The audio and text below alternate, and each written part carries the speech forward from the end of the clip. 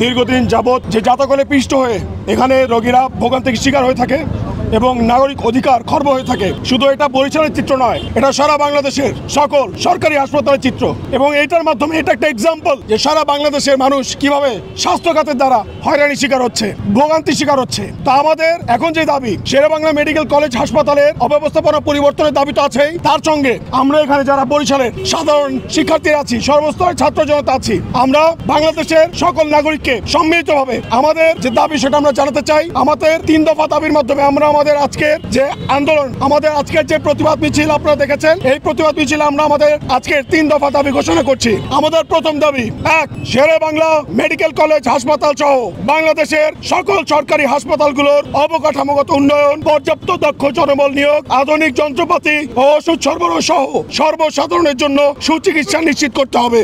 2, স্বাস্থ্য মন্ত্রণালয় সহ দেশের সকল হাসপাতালগুলোতে দুর্নীতি প্রতিরোধে প্রশাসনিক দক্ষতা বৃদ্ধি, দলীয় লেজুর ভিত্তিক ডাক্তার রাজনীতি নিষিদ্ধ, ডিজিটাল অটোমেশন এবং স্বচ্ছ জবাবদিহিতামূলক টাস্ক ফোর্স গঠন করতে হবে। 3, স্বাস্থ্যখাত সংস্কার কমিশনকে জনগণের ভোগান্তির কথা শুনে তদন্ত সাপেক্ষে পুনরায় সুপারিশ, সিদ্ধান্ত গ্রহণ ও বাস্তবায়নে জোরদার পদক্ষেপ গ্রহণ করতে হবে। এবং বাংলাদেশের সর্বস্তরের নাগরিককে আমরা আহ্বান জানাচ্ছি, আপনারা প্রত্যেকে আপনাদের নিজ নিজ উপজেলায়, জেলাগুলোতে আপনারা যে যেখানে আছেন, যে প্রান্তে আছেন, আপনাদের নিজেদের কথা চিন্তা করেন। আপনারা কিভাবে এই স্বাস্থ্য সেবা দ্বারা আপনারা হয়রানির শিকার হচ্ছেন, কিভাবে আপনাদের মৌলিক অধিকার হরণ করা হচ্ছে। আপনারা প্রত্যেকে এখানে বরিশালের সচেতন সাধারণ শিক্ষার্থী, ছাত্র জনতা রাজপথে নেমে এসেছে। আপনারাও জনে জনে রাজপথে নেমে আসুন।